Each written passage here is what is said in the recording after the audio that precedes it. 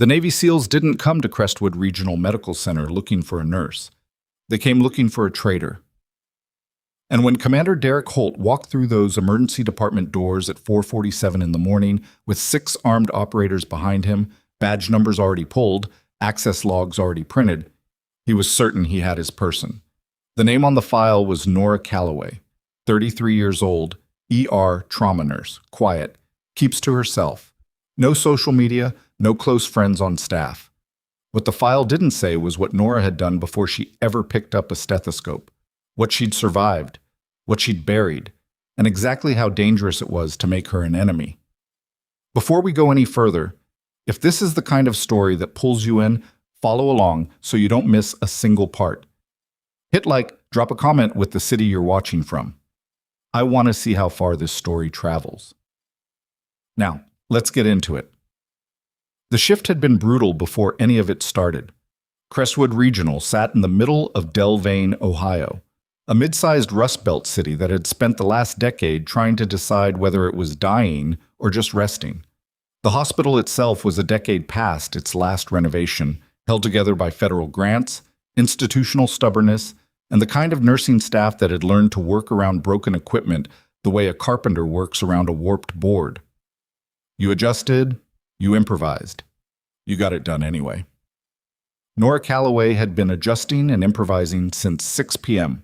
She'd stabilized a construction worker whose coworkers had brought him in with a pneumatic nail gun bolt lodged 2 inches below his clavicle, a job that required 3 attempts at imaging because one of the portable X-ray machines kept losing its connection.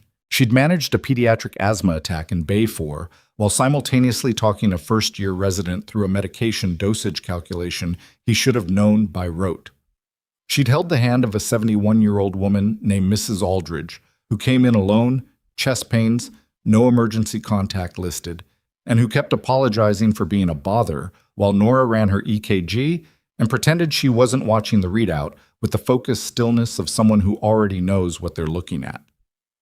Mrs. Aldridge ended up in the cardiac unit. She was going to be fine. The nail gun guy was in surgery.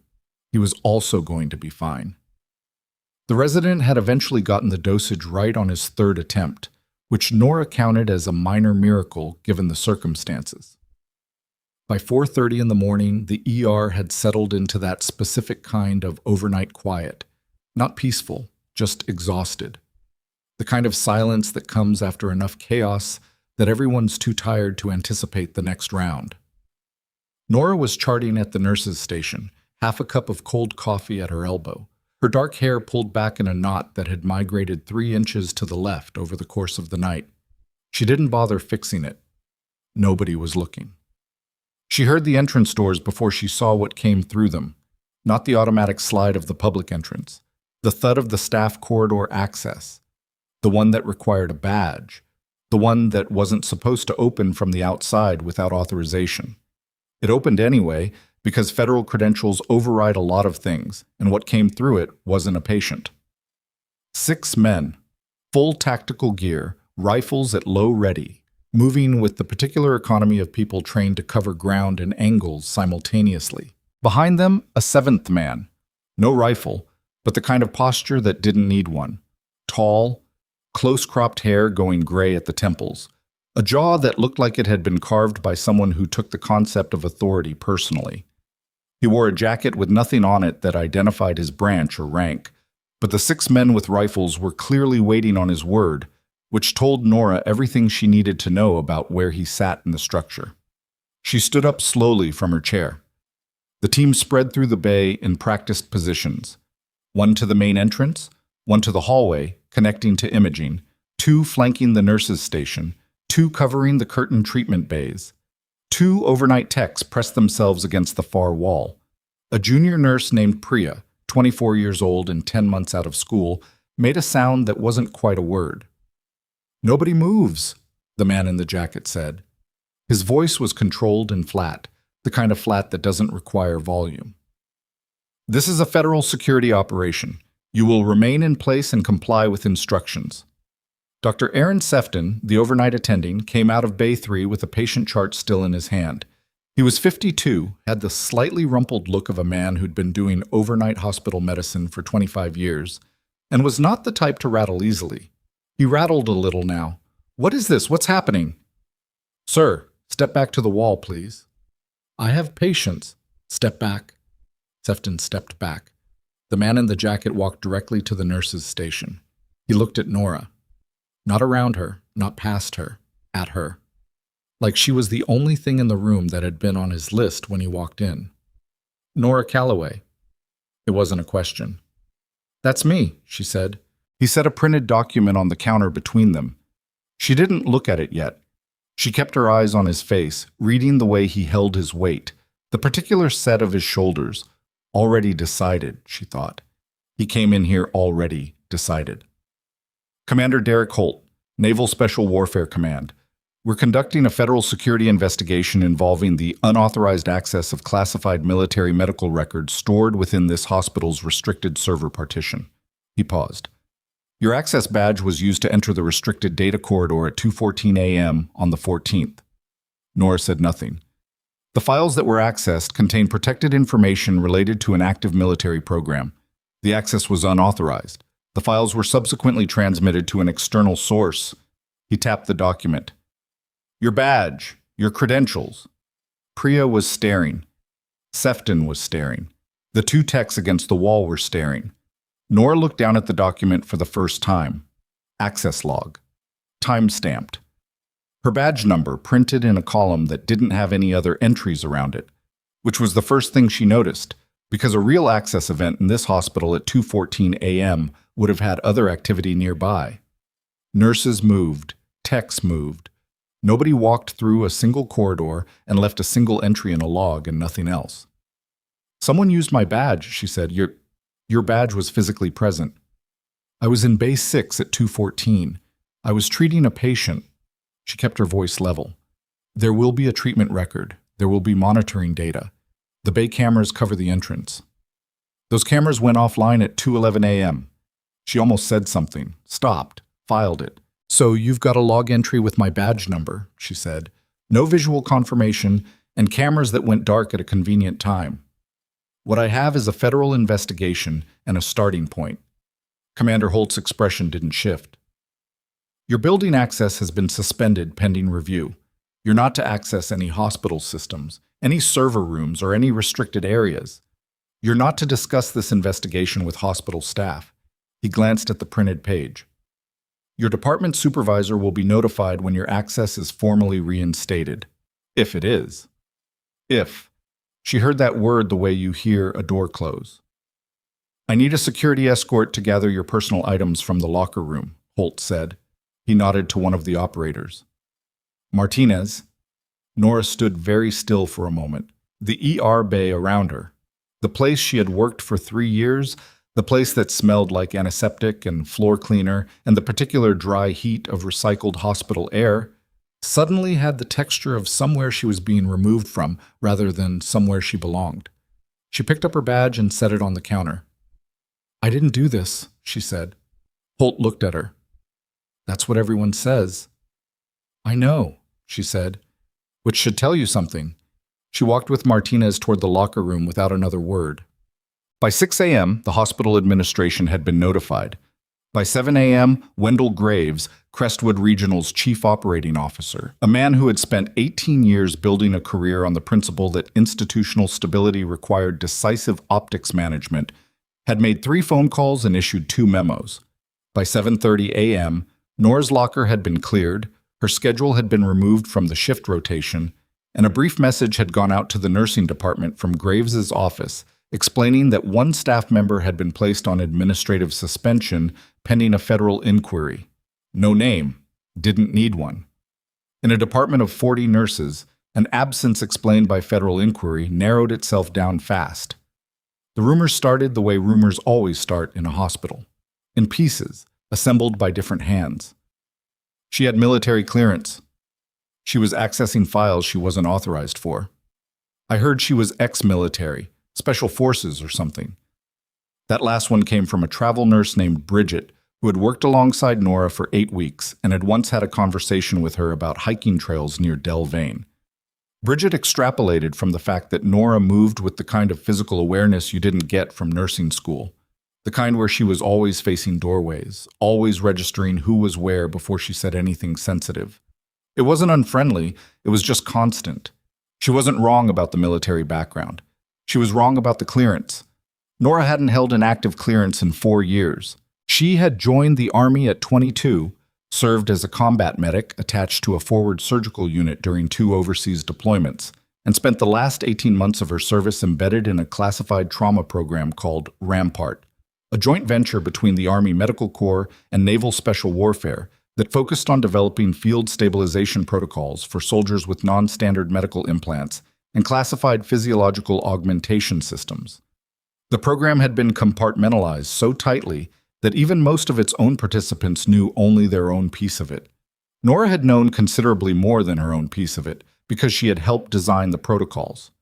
She had left the Army at 29, not from any scandal, not from injury, but from the particular exhaustion that sets in when you spend enough time watching people die in conditions that shouldn't have produced those deaths and start wondering what else you could be doing with the same skills in a different building. She'd gone back to school, completed the nursing track faster than the program expected, and taken the ER position at Crestwood 3 years ago. She had not told anyone about Rampart. She had not told anyone about the deployments. Beyond saying yes, she'd served when asked. It wasn't secrecy for its own sake. It was the recognition that explaining it to civilian colleagues would require a kind of translation that cost more than it was worth, and that most of what she'd carried out of that program was better left alone. Now someone had reached into that compartmentalized past and used it as a weapon against her. She sat in her car in the hospital parking structure for 43 minutes before she started driving. It was involuntary, shuts. She'd gotten in, put the key in the ignition, and then just stayed there, hands in her lap, watching the concrete column in front of her. Not frozen. Processing. The access log bothered her specifically because of its cleanness. A real insider with real access didn't leave a single entry. They moved through multiple systems, covered their trajectory with legitimate access at the margins, made themselves look like a pattern. A single entry at a specific timestamp with nothing before or after it was the signature of someone who wanted the entry found. Someone who needed the evidence to exist without being buried in system noise. And the camera outage. Cameras didn't randomly drop out for a 19-minute window at 2:11 a.m., not without someone touching a system. Someone understood her routine. They'd picked a window when she was visible elsewhere, but the cameras covering the corridor were compromised. They'd swiped a credential, and she had been in 3 different physical locations during the night, badge on her lanyard, which meant opportunity had existed. She thought about who else had been in those locations. She started the car and drove. At home, a second-floor apartment in a neighborhood of converted industrial buildings 1.5 miles from the hospital, she showered, changed, and made coffee she didn't drink. She sat at the small table by the window with a legal pad and wrote down every person she'd been within proximity of during the 3-hour window before the log entry. She wasn't building a case. She didn't have the access to build a case. She was just making sure she understood the shape of what had happened to her. The list had 11 names. 7 were overnight nursing and tech staff she'd worked with for months. 3 were patients. 1 was an administrator who had come down to the ER floor at 1:45 a.m., which was unusual because administrators did not come to the ER floor at 1:45 a.m. unless there was a specific operational reason, and had spoken with the charge nurse near the station where Nora had been charting. His name was Philip Dort. He was the director of facilities and security systems. She stared at his name for a while. Then her phone rang. It was a number she didn't recognize, and she almost let it go to voicemail. Something made her answer. "Miss Calloway," a woman's voice, brisk, controlled. "My name is Agent Vasquez, Federal Bureau of Investigation, Delvane Field Office. I understand you were suspended from Crestwood Regional this morning in connection with a Naval Special Warfare investigation." "That's accurate. I need you to understand something." A brief pause. "The NSWC investigation is operating with incomplete information. My office has been aware of a secondary surveillance concern at that facility for 6 weeks. You were not, and are not, a subject of our investigation." Nora was quiet for a moment. "You're telling me you know I didn't do it." "I'm telling you I have reason to believe the access event was staged. I'm also telling you that I cannot move on the evidence I have without a specific trigger, and that trigger is currently inside the hospital. Another pause. I'm not asking you to do anything. I'm telling you to be careful who you trust in that building, and that when things move, they're going to move fast. The call ended. Nora set the phone down and looked at Philip Dort's name on the legal pad. She was back in her car, parked 2 blocks from the hospital, when the helicopters came. She heard them before she saw them. The heavy rhythmic percussion of military-grade rotors. Not one aircraft, but multiple, and they were low, coming in from the northeast with the purposeful directness of something that wasn't on a standard flight path. She got out of the car. 3 Blackhawks crossed the sky above Delvane's skyline at rooftop level and descended toward Crestwood Regional's landing pad. She could see their markings from 2 blocks away. No civilian medevac colors, no standard hospital contract livery. Military designations, and behind them, a 4th aircraft that was larger, moving slower, carrying something that required more space. Her phone buzzed. A text from an unknown number. A different one from Vasquez. 3 words. Stay close. Now. She was already walking back toward the hospital. The ER entrance was blocked. 2 operators she didn't recognize had set up a perimeter at the ambulance bay, and there was a federal vehicle, black, unmarked, government plates, parked perpendicular to the entrance in a way that said the people inside it weren't worried about blocking traffic because they were the ones deciding what traffic was allowed. She stopped at the edge of the perimeter. One of the operators looked at her. "Area's restricted, ma'am." "I'm a nurse here, Nora Calloway." "This area is Nora Calloway." A different voice behind the operator. An older man, silver-haired, in a Navy service uniform with enough rank on his collar that the operator stepped back slightly without being told to. He came forward and looked at her face with an expression that was not quite recognition. Or rather, it was recognition, but not of her face, of something he'd seen in a file. "You're the RAMPART specialist." She said nothing. He turned to the operator. "Let her through." Inside, the emergency department had become something different. The overnight quiet was gone, replaced by the controlled urgency of a military medical operation transplanted into a civilian facility. Personnel she'd never seen moved through the corridors with the efficiency of people who'd set up field operations in worse spaces than this. Equipment she recognized from her Army years, and some she only recognized from the Rampart program specifically, was being staged near Trauma Bay 1. And in Trauma Bay 1, surrounded by 3 military medical officers who were clearly running out of useful options, was a patient. She couldn't see the face from where she stood, but she could read the monitoring data on the screens visible through the bay window, and what she read told her everything about why 3 helicopters and a team of military medical personnel had landed at a hospital in Delvane, Ohio at dawn. The man in that bay wasn't just critically wounded. The man in that bay had something inside him that standard trauma protocols would destroy. She knew exactly what it was. She knew because she had helped design the procedure for keeping it stable. Commander Holt came around the corner and stopped when he saw her. Something crossed his face. Not apology, not yet, but the specific expression of a man recalculating a position he'd been certain about 4 hours ago. "Calloway?" "What's his pressure?" she said. Holt looked at her for 1 second that contained a great deal of recalibration. Then, "Dropping. They can't. His pressure is dropping because they're using standard vasopressor protocol and the implant is reading it as a threat. You need to switch to the Rampart stabilization sequence or the device is going to initiate its own response and you will lose him in the next 12 minutes. She kept her voice exactly as flat and informational as it needed to be. "I know what's in that room. I know how to keep it stable. And right now, I'm the only person in this building who does." Holt stared at her. 12 minutes, she said. "Call it." The bay door was still closed. Through the window, one of the military medical officers looked up from the monitors, met Holt's eyes, and shook his head. A small, tight movement that said everything about where they were. Holt made a decision. "Get her in there," he said.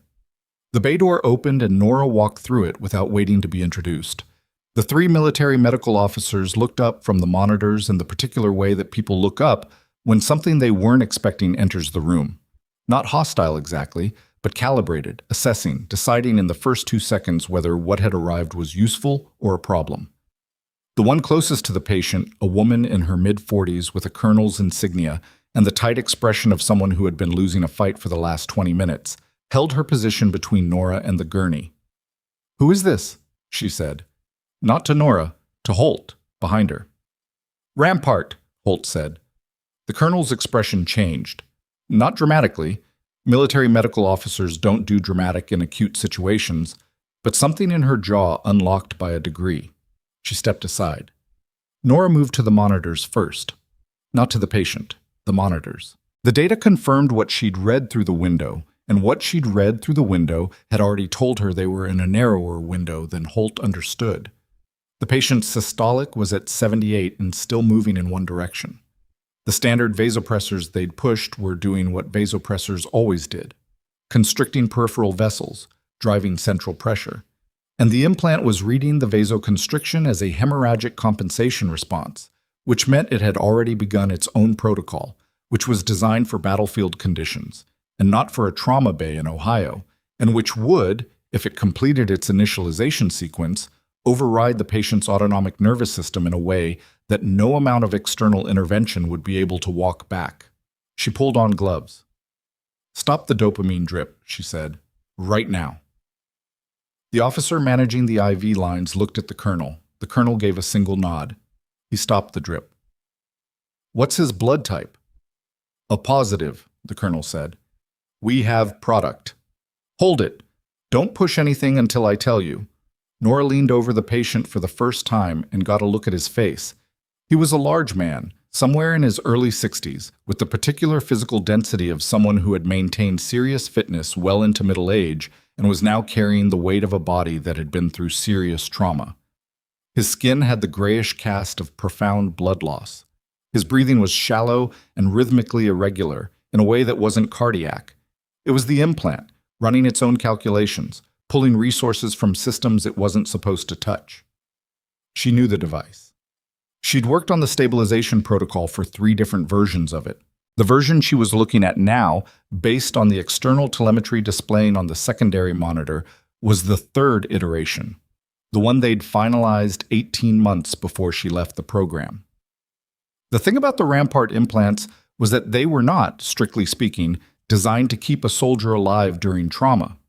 They were designed to keep a soldier operational during trauma, which was a meaningfully different goal, and the protocols for each outcome diverged significantly under specific physiological conditions. What the military medical officers in this room were trained to do was keep a patient alive.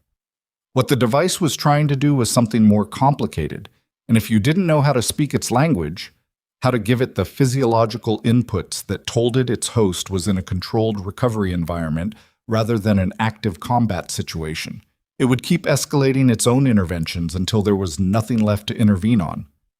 "I need someone writing this down," Nora said.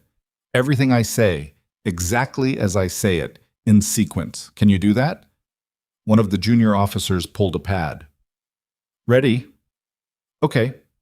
She straightened up and looked at the secondary monitor again, tracking the device's telemetry in real time. "We're going to bring his core temperature up by 0.8 degrees. Not a degree. 0.8. There's a heating protocol in the bay. Blanket system, not active warming, passive. Set it to 37.4 and don't touch it after that." She paused. "Then we're going to give him a specific combination of agents that are going to read to the implant like a controlled stand-down signal. This is not standard trauma protocol.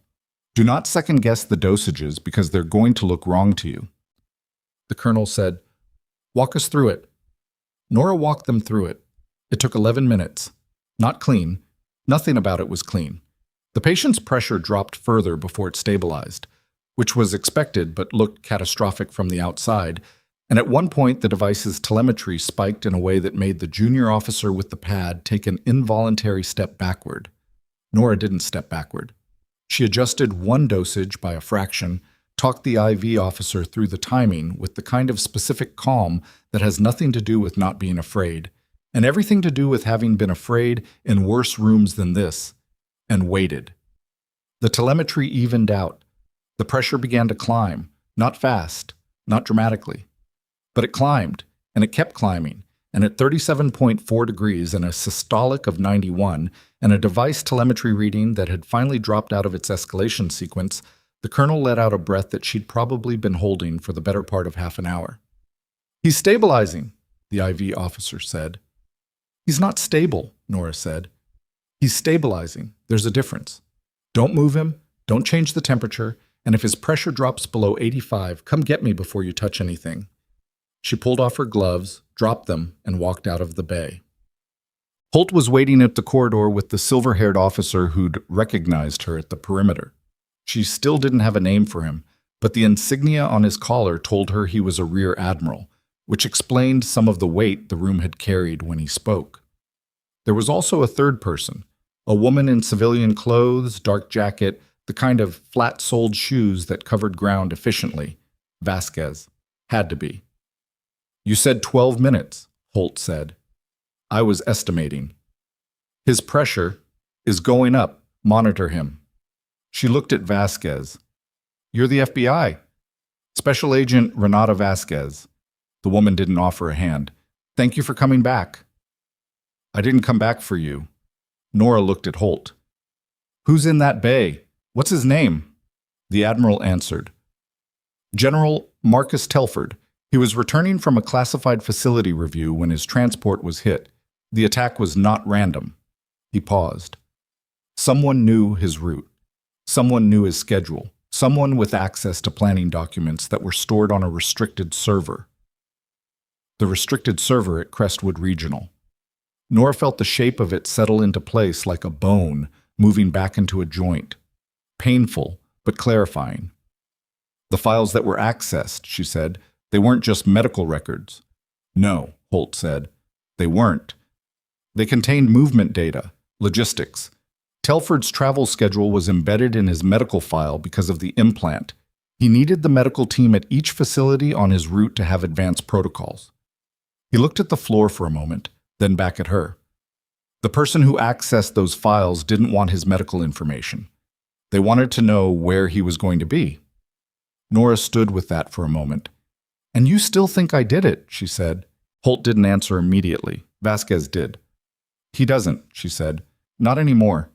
But we have a larger problem." She glanced down the corridor, checking clearance, habit, and lowered her voice. "The access event was staged to pull attention toward you and away from the actual source. Whoever did this knew that a nurse with a classified military background found accessing a restricted server would trigger exactly the kind of investigation that just happened. Fast, high profile, focused on the obvious target. While your access was being suspended and your name was being run through every database in the system, the actual breach was still active." "Active," Nora said. "We believe the person responsible for the breach is still inside this building." The corridor felt different after that. Not smaller, just more populated with implications. "I have a name," Nora said. "Philip Dort, Director of Facilities and Security Systems. He was on the ER floor at 1:45 a.m. That's not a normal movement for his role." Vasquez and Holt exchanged a look that told Nora she wasn't telling them something they didn't know, but possibly something that filled in a gap they'd had. "Dort is on our list," Vasquez said carefully. "Is he contained?" "Not yet." The hospital had been partially locked down in the way that partial lockdowns work, which is to say imperfectly, because hospitals cannot stop being hospitals even when federal operations are running through them. Patients still needed care, staff still moved between departments. The locking of specific access points and the presence of armed personnel at key corridors created the impression of control while leaving the actual building remarkably porous to anyone who knew its infrastructure. Philip Dort knew the infrastructure better than anyone. He had worked at Crestwood Regional for 9 years, the last 4 as Director of Facilities and Security Systems, which meant he had personal knowledge of every service corridor, every mechanical access point, every camera blind spot, and every maintenance tunnel that connected the main building to the parking structure, the east wing, and the loading dock. He had overseen the installation of the hospital's current security system. He had reviewed the camera placement specs. He knew exactly which 19-minute window on which corridor would create the cleanest badge event without visual confirmation. He also knew that whatever he'd set in motion was accelerating faster than he'd planned. The military helicopters had not been part of his timeline. Telford wasn't supposed to arrive at Crestwood. The attack was supposed to happen further along the route, far enough from the hospital that any connection to the data breach would require weeks of investigation to establish. But something had gone wrong with the secondary team, and now there was a critically wounded 4-star general in Trauma Bay, 1 and 6 SEAL operators in the corridors, and an FBI agent who had materialized from somewhere and was moving through his building with the focused energy of someone who already knew more than she was supposed to. He was in the sub-basement, in the mechanical room adjacent to the HVAC control systems, sitting on an equipment crate with a laptop he'd pulled from a maintenance locker 3 weeks ago. The laptop wasn't registered to the hospital's system. It had never touched the hospital's network. It connected through a personal hotspot to an encrypted relay that bounced through 4 international nodes before reaching the contact who was supposed to be his exit. The contact wasn't responding. He'd been trying for 22 minutes. Dort was not a panicking man by nature. He'd built his career on institutional patience, on understanding that large systems move slowly, and that someone who understood the slow movement of large systems could operate inside them invisibly for a very long time. He was methodical. He was careful. He had spent 4 years in this building arranging access and information in ways that looked like normal administrative function. But the helicopters had changed the geometry, and the geometry now had very little room in it for patience. He closed the laptop, put it in a bag, and started moving. Nora was standing near the nurses' station, not staffing it because her access was still technically suspended, and she wasn't going to complicate the FBI's position by sitting down at a hospital computer, but standing near it within earshot of the communication coming through the military radios, when one of the SEAL operators, a compact woman named Torres, whose tactical vest had been introduced to Nora in passing, came around the corner fast. "Dort's not in his office," Torres said. Not to Nora, to Holt, 10 feet away. "His car's still in the lot. Building access shows his badge went dark 40 minutes ago." "He pulled his badge?" Holt said. "He cut the lanyard. We found it in the second-floor men's room near the administration wing. Badge still attached. He's moving without credentials." Which meant he knew the building well enough to move without them. Nora thought about the 9-year tenure. She thought about the facilities director's access to infrastructure schematics. She thought about a man who had overseen camera placement standing in a building full of military personnel who were currently operating with a map of the hospital they'd pulled from the facilities office. The same facilities office that Dort controlled. "The map you're using," she said. Holt looked at her. "The building schematic your people are using to run this lockdown. Where did you get it?" A pause. "Facilities office, standard procedure, He gave you the wrong one," she said. The silence that followed was the specific kind that happens when a room full of trained professionals simultaneously recalibrates. Holt's jaw tightened. Torres was already on her radio. "There are service tunnels," Nora said. "Sub-basement level. They're not on the standard public schematic. They were added during the 2019 East Wing renovation, and the facilities office never submitted the updated layout to the city records. I know because I was in one of those tunnels during a water main failure 2 years ago, and maintenance told me it wasn't supposed to be accessible from the ER level." She paused. "Dort approved that renovation." Torres was talking into her radio. Holt was already moving. "Show me," he said. "I don't have building access." "You have it now." He said it without looking back. "Move," he said. The sub-basement smelled like old concrete and machine oil, and the particular metallic heaviness of recycled air that had been circulating through industrial ducts for decades. Emergency lighting ran along the floor-level baseboards. Enough to see, not enough to see well. Nora moved through it with the kind of physical memory that comes not from this specific building, but from having moved through enough similar spaces, enough times, in enough conditions where ambient light was a luxury and spatial awareness was survival. She had Torres on her left and an operator named Garrett on her right, both moving in the low, efficient manner of people trained to clear spaces. Holt was behind them, coordinating on radio with the teams running the above-ground corridors. They were looking for a man who knew this building better than any of them, except Nora, and Nora only knew parts of it. She was working with those parts. The tunnel system ran in a rough H shape beneath the main building. Two parallel corridors connected by a crossbar passage that ran under the central atrium. The east arm connected to the loading dock. The west arm ran under the parking structure and had an access point near the maintenance elevator that could, if you knew the override code for the elevator panel, bring you up to the parking garage level 2. A man who approved the renovation would know the override code. "West arm," she said. Torres didn't question it. They moved. The first thing Nora noticed was the light, a thin line of it under a door 40 feet ahead, the kind of line that means someone either left a light on or someone is in there right now. The second thing she noticed was the sound, not footsteps, but the specific acoustic signature of someone moving carefully, which is its own kind of sound once you've learned to listen for it. Torres raised a fist. They stopped. She held up 2 fingers, pointed at the door, pointed at Garrett. He moved to the right side of the door frame. She took the left. Nora pressed back against the wall. Torres pushed the door. Philip Dort was 3 feet from the maintenance elevator panel, laptop bag over one shoulder, fingers already at the keypad. He turned at the sound of the door, and for 1 second his face was completely unguarded. No institutional patience, no administrative calm, nothing but the raw expression of a man who has just seen the specific shape of his failure arrive in a doorway. Then he hit the keypad. The elevator didn't come, because Holt on the radio had already coordinated the elevator lockout from above. Dort looked at the panel, looked at Torres, made one last calculation and reached for the door on the far side of the room, a fire exit, according to the original schematic, which would have opened onto a utility stair. Nora had already moved past Torres and was between Dort and the door before he crossed half the distance. She wasn't trained in tactical apprehension. That wasn't her job, and she knew it. But she'd spent enough years in rooms where the difference between an outcome and a worse outcome was a single person getting to the right position first, and she got to the right position first. Dort stopped. He was breathing hard. She was not. That said something about how the last 40 minutes had treated each of them. He looked at her. Something moved in his face. Not guilt exactly, but the exhausted recognition of a man who built a very complicated structure and is watching it come down. "You weren't supposed to be here," he said. "You were supposed to be gone." "I know," Nora said. "That's how you built it." Torres came up behind him. Dort didn't move.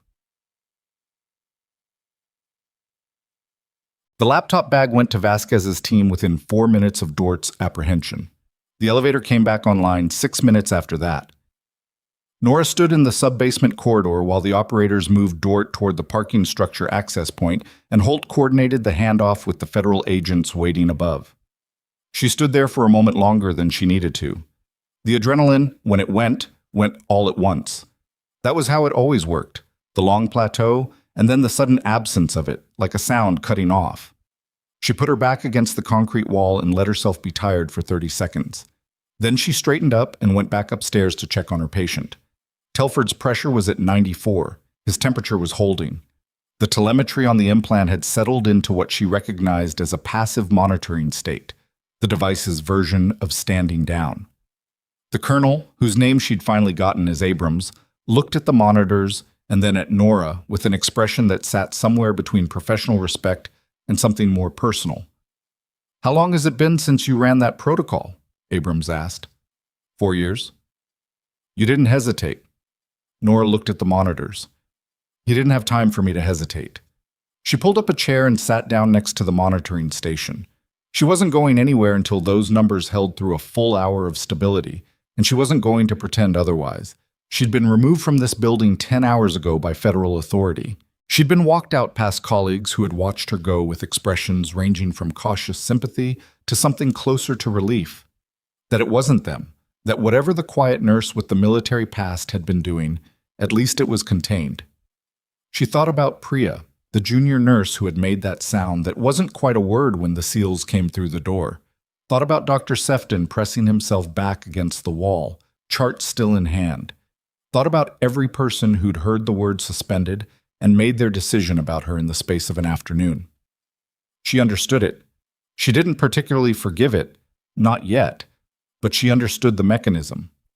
People in institutions needed to believe the institution could identify threats accurately. When the institution pointed at someone and said threat, the psychologically comfortable response was to believe them. because the alternative was that the institution had made a mistake. And if the institution made mistakes, then the institution itself was not the stable structure everyone needed it to be. It was easier to believe she had done something wrong than to believe the system had failed. She'd known that going in. She'd known it when she walked out with Martinez toward the locker room.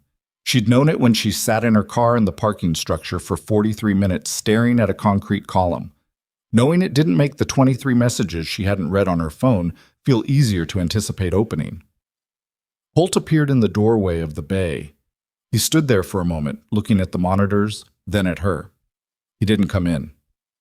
Dort had the relay contacts in the laptop, he said. 6 individuals outside the country. His handler, we think, is in the 3rd relay. Vasquez's team is working through the chain. Good. The files he transmitted, some of them went out before we contained him. We're working on the extent of the damage. She nodded.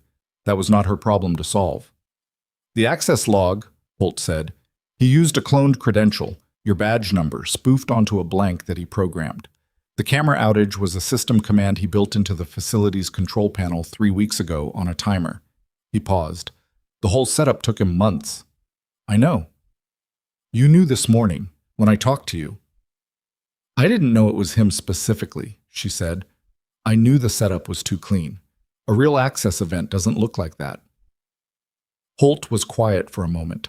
Outside the bay, hospital noise was starting to reassert itself. The particular ambient texture of a building trying to return to its normal function around an abnormal event. I made a decision based on incomplete information, he said, and I made it fast. She looked at him. He wasn't quite apologizing. He was doing the thing that military officers do when they owe an apology but can't quite get the structure of the sentence around it, acknowledging the operational error without fully dismantling the authority that made the error possible. She could have pushed it. She didn't. You also let me through that door, she said. When it mattered. He nodded once. Then he looked at the monitors. Telford's going to want to know who stabilized him. He doesn't need to know right now. He needs to rest. When he's stable enough, you can tell him whatever you want. She turned back to the monitors. Right now I'm watching his pressure. Holt left. The bay was quiet, except for the regular timing of the monitors and Telford's slow, deepening breathing. The particular sound of a body moving back from the edge towards something that might become ordinary sleep. Nora tracked the numbers. The implant's telemetry held steady. The temperature gauge read 37.4. She had been awake for 26 hours. She was aware of this the way you're aware of weather. As a condition, present but not commanding. Her eyes were dry. Her lower back had the dull, persistent complaint of long shifts in concrete sub-basement floors. The cold coffee from the nurse's station at 4:30 a.m. felt like a different era. She was sitting in a chair in a trauma bay in a hospital that had removed her from its roster this morning, watching the vital signs of a man she'd pulled back from the edge of a device that she'd helped build years ago in a program that nobody in this building officially knew about, while somewhere upstairs a federal agent was going through a laptop that would unravel a months-long intelligence operation. The monitor beeped. Systolic 97. She exhaled. 1 more hour. Then she could think about what happened next. Her phone buzzed on her knee. Not a call. A message from Vasquez. Dort in federal custody. Charges filed. You're going to need to give a formal statement, tonight if possible. She typed back, after his pressure holds an hour, 3 seconds. Understood. She put the phone away and looked at the monitor. 97. Holding. She didn't let herself think about what the hallways above her looked like right now. Whether word had spread through the nursing staff, whether anyone had put together that the woman who'd been walked out by a federal operator at 7 a.m. was the same woman who'd been waved through the perimeter by a rear admiral at dawn. Whether Sefton had made any connection between the military helicopters and the suspended trauma nurse who no longer appeared on the shift board. She'd know soon enough. What she didn't know, what she couldn't see from where she sat, was that 3 floors above her, in the administrative corridor outside Wendell Graves' office, 2 of the agents from Vasquez's team were standing outside a door that was currently closed. Not Dort's office. Graves' office. And they were not standing there to deliver information. They were standing there because Vasquez had made a second phone call 40 minutes ago, and the name she'd said at the end of it was not Philip Dortz.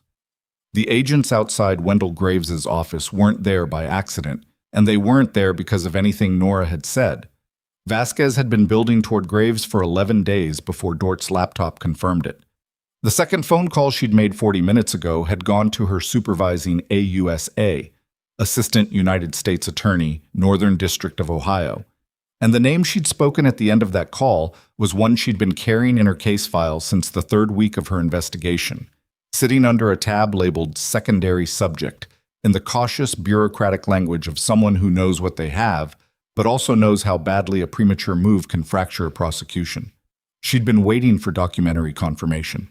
Dortz's relay contacts, his encrypted communications, and specifically one message thread dated 6 weeks ago that referenced a facility liaison who had provided the initial access architecture, not the badge cloning, not the camera timer, but the foundational knowledge of which server partition contained Telford's movement data and how that partition was structured, had given her what she needed.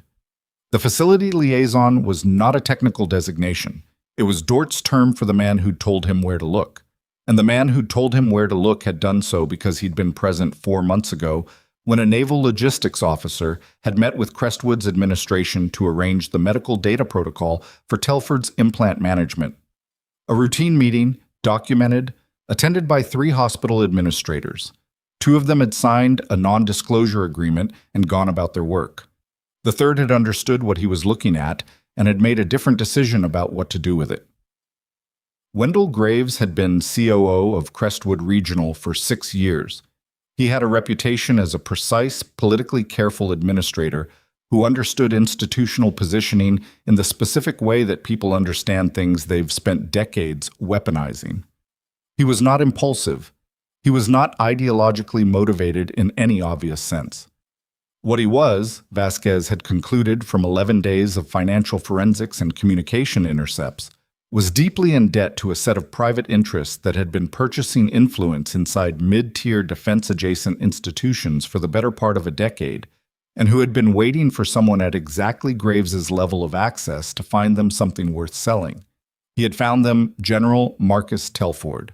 He had found them the route, the schedule, the implant protocol data that told a well-resourced adversary exactly what kind of attack would be most effective against a man carrying classified military hardware in his body. He had used Dort to execute the technical breach, and he had used the existence of Nora's classified background as the frame that would hold all of it together. Because a nurse with a mysterious military record accessing restricted files was a story that made sense, a story that had the texture of truth, a story that would send the investigation running in exactly one direction while the actual evidence aged and dispersed. It had almost worked. The agents knocked on Graves's door at the same moment Nora's monitor showed Telford at systolic 97, and she exhaled, and the connection between those 2 events existed only in the structure of the night itself, the way that things moving in parallel occasionally surface at the same moment without meaning to. Nora didn't know about Graves yet. She knew the number on the monitor and the sound of Telford's breathing and the fact that her lower back had graduated from dull complaint to something more insistent. She stood up from the chair, walked a slow circle around the bay's perimeter, not pacing, just moving, giving her spine a different position to complain from, and sat back down. Colonel Abrams came in at the 50-minute mark, checked the readouts herself with the focused silence of someone who trusts data more than she trusts verbal summaries, and said, "Holding." "Yeah," Nora said. "You should eat something." "Probably." Abrams picked up the chart, the hybrid chart they'd built during the stabilization, partly military medical shorthand, partly civilian ER notation. The 2 systems sitting next to each other like 2 languages occupying the same sentence. She looked at it for a moment. "I read your RAMPART file," she said. 3 years ago, when I was brought into the program oversight structure. The protocol design work, the field testing results." She set the chart down. "I didn't know your name was attached to it. The authorship documentation was redacted." Nora looked at the monitor. "Standard compartmentalization. Still, someone should have told you the work mattered." "The work kept people alive. That's how I knew it mattered." Abrams considered that. Then she picked up the chart again and didn't push it further, which Nora appreciated. The particular tact of a person who has enough rank to make things ceremonial and chooses not to. The hour mark arrived. Systolic 102, temperature steady. The implant's telemetry in passive monitoring. No escalation flags, no intervention sequences. Nora stood up, peeled off the fresh gloves she'd put on at some point without remembering when, and dropped them in the waste receptacle. "He's stable," she said. "Real stable, not almost stable. Don't change the heating protocol for another 6 hours and don't push any vasopressors without checking the RAMPART sequencing first. I'll write out the parameters." "Where are you going?" "Vasquez needs a statement." She paused at the door. "And I need to find out what's happening upstairs." Look at. What was happening upstairs was the specific controlled chaos of a federal operation that had just expanded beyond its original perimeter. She found out in pieces, the way you find out about things in hospitals. Fragments of overheard radio communication, the body language of agents moving through corridors with the particular compressed urgency of people whose timeline just shifted, and finally Vasquez herself, who found Nora in the hallway near the administrative elevator and steered her by the arm into an empty consultation room without preamble. "Graves," Vasquez said, and then stopped and made the decision about how much to give her. Nora watched her make it. Graves was the source. Dort was the technical execution. Graves identified the target data and provided the access architecture. Nora sat down in one of the consultation chairs. The room smelled like carpet cleaner and recycled air, and the faint chemical memory of every difficult conversation it had hosted over the years. "He was in that meeting," she said, "the logistics meeting, when they set up Telford's protocol at this facility." Vasquez looked at her. "How did you know about the meeting?" "I didn't, but someone had to tell Dort what to look for. Dort is facilities and security. He knows hardware, camera systems, credential infrastructure. He's not a medical data analyst. He couldn't have found Telford's travel schedule embedded in a medical file partition unless someone told him exactly where it was and why it was valuable." She looked at the wall. "Graves has been in this building for 6 years. He knows what's stored where, and he's senior enough to have been in a room with a naval logistics officer without it looking strange." Vasquez set a folder on the table between them. "I need your formal statement on the events of this morning. All of it. The access suspension, the conversation with Commander Holt, what you observed when you returned to the facility, the stabilization procedure, the sub-basement." She paused. "I need it on record before the defense teams start building their version." "How many defense teams are we talking about?" "At least 2. Dort's already been appointed counsel. Graves's lawyer arrived 8 minutes after we knocked on his door, which tells you something about how prepared he was for this conversation." Nora looked at her. "He had a lawyer ready. On retainer. Criminal defense? Federal specialty?" Vasquez's expression didn't change. "Graves didn't panic when we came in. He sat down, folded his hands, and said he wanted to speak with his attorney. That was it. The image of that, the practiced stillness of a man who'd already rehearsed this moment, settled into the room with a weight that was hard to name exactly. "He thought he'd have more time," Nora said. "He thought you'd be the story for longer.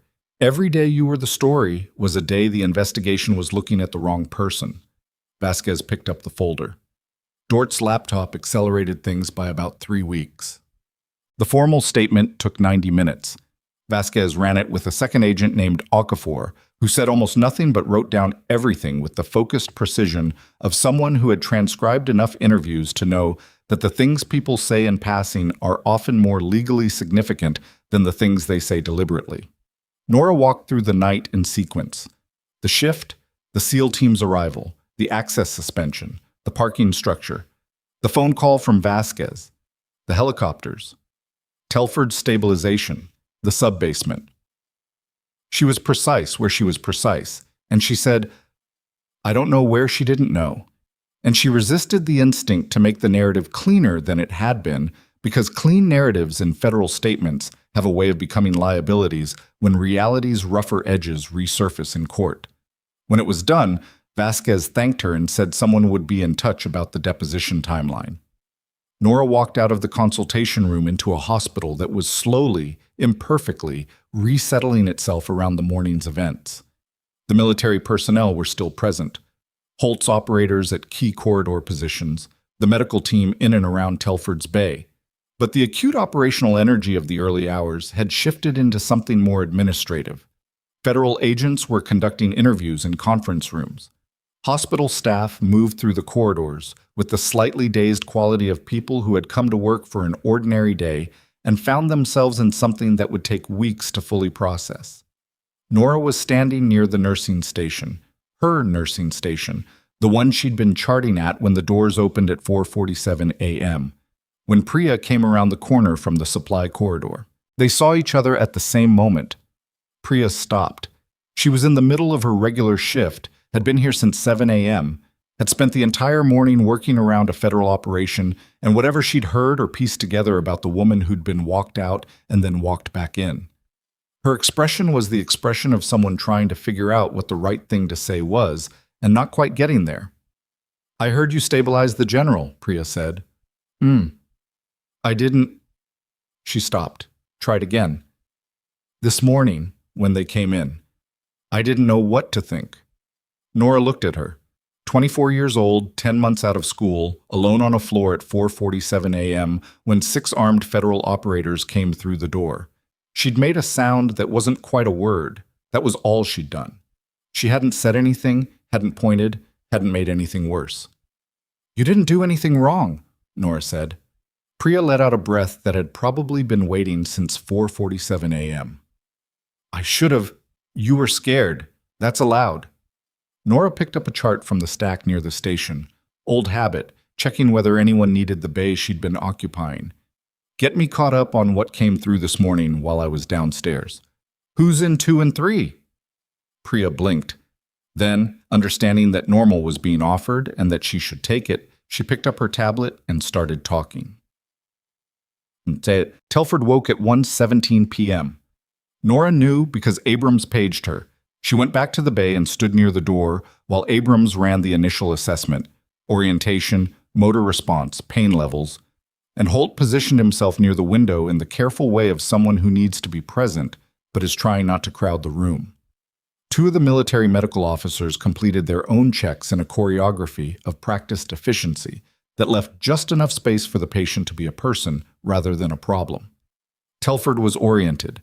His voice was rough, and his movements were cautious in the specific way of someone whose body had just communicated very clearly about what it would and would not do right now. But his eyes were clear, and the first thing he said when Abrams finished her assessment was, "What's the status of the team?"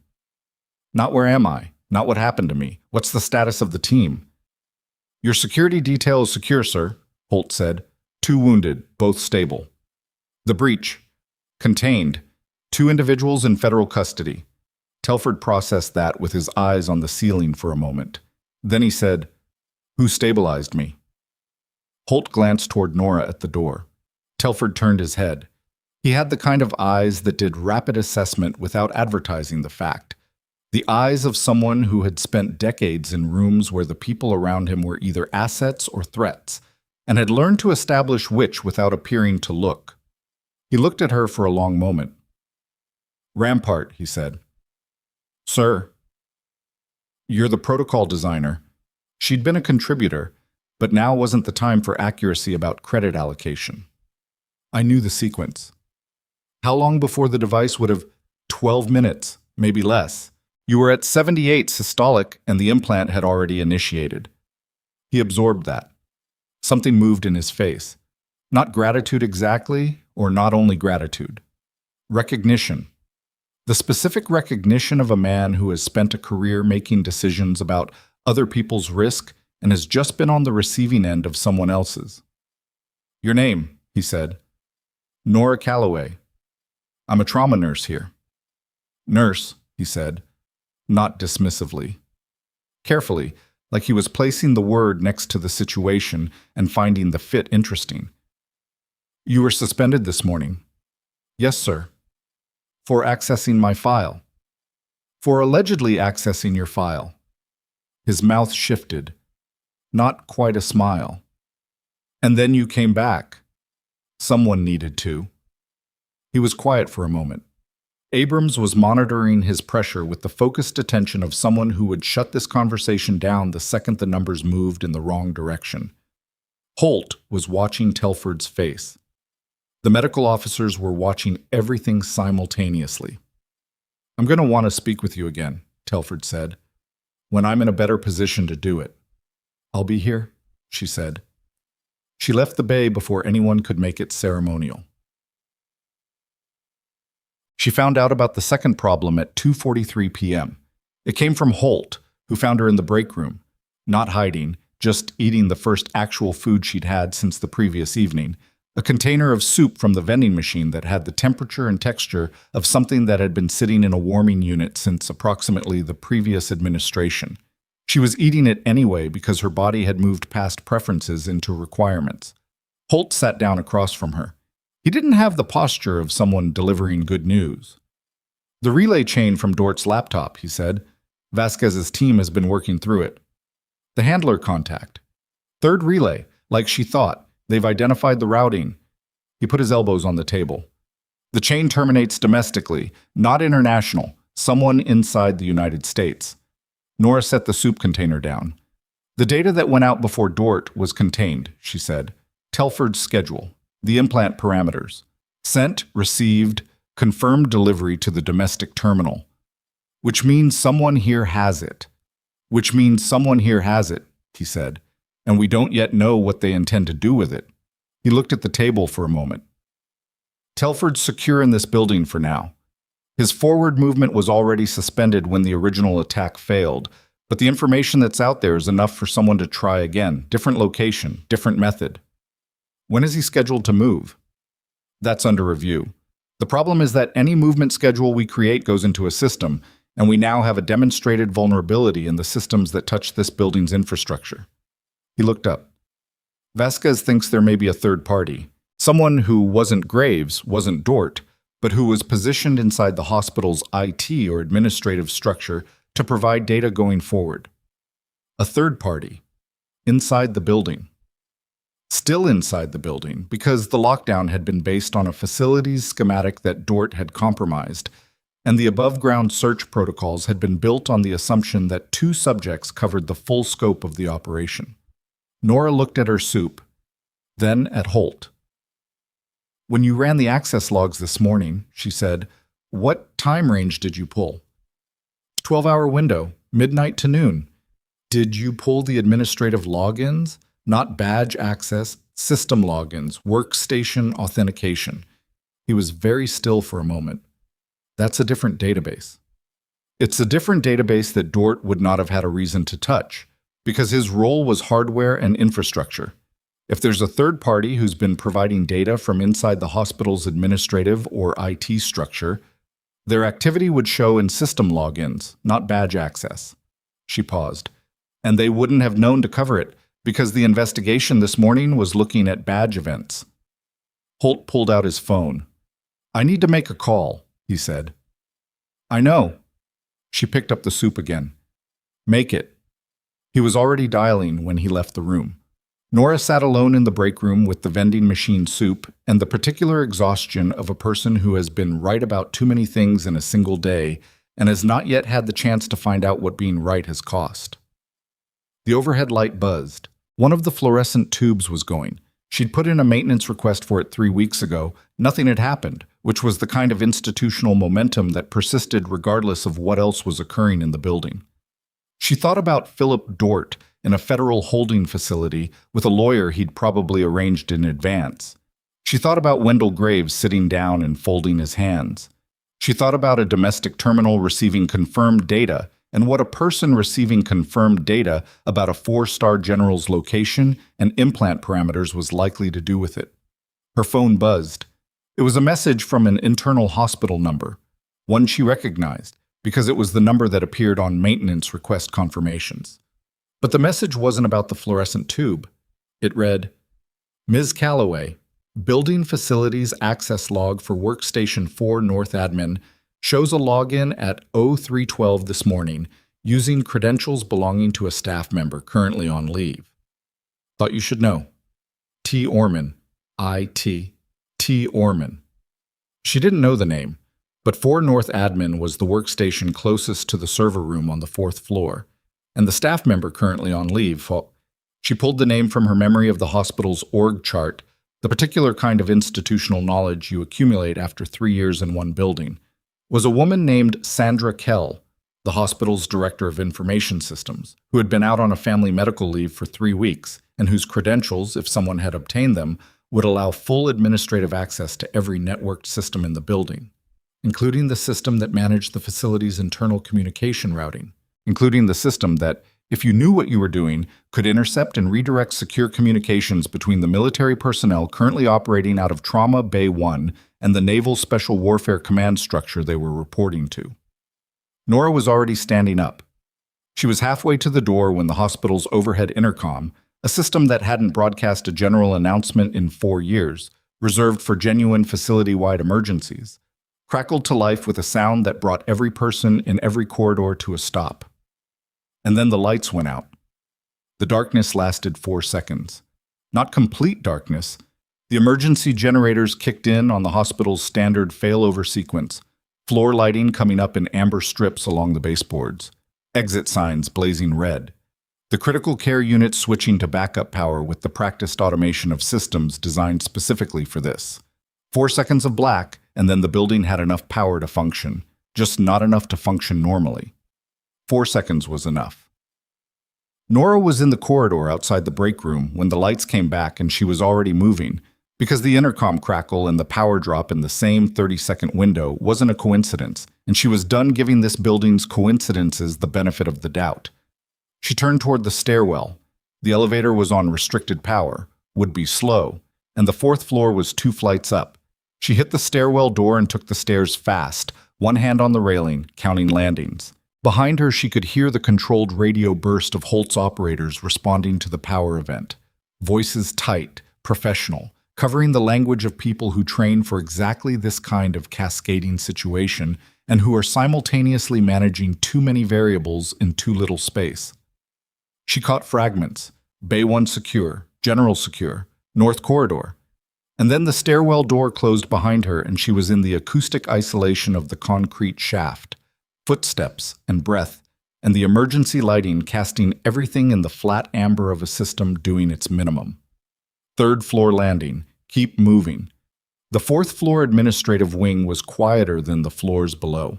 It always was, being the administrative tier, populated by offices and conference rooms and the kind of institutional infrastructure that generated paper and decisions rather than direct patient care.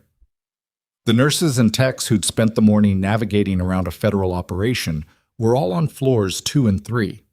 Up here, the amber emergency lighting made the carpeted corridors look like something from a different building entirely. Same architecture, wrong atmosphere. The IT office was at the end of the North Corridor. She didn't run. Running made noise, and she didn't know yet what she was walking into, and the gap between not knowing and acting like you know is where people made the kind of mistakes that couldn't be walked back. She moved fast but contained, keeping to the right side of the corridor, and she watched the office door at the end of it the way she'd learned to watch exit points in spaces where exits mattered. The door was ajar, not open, not closed. Ajar, with a thin line of light from inside cutting across the carpet.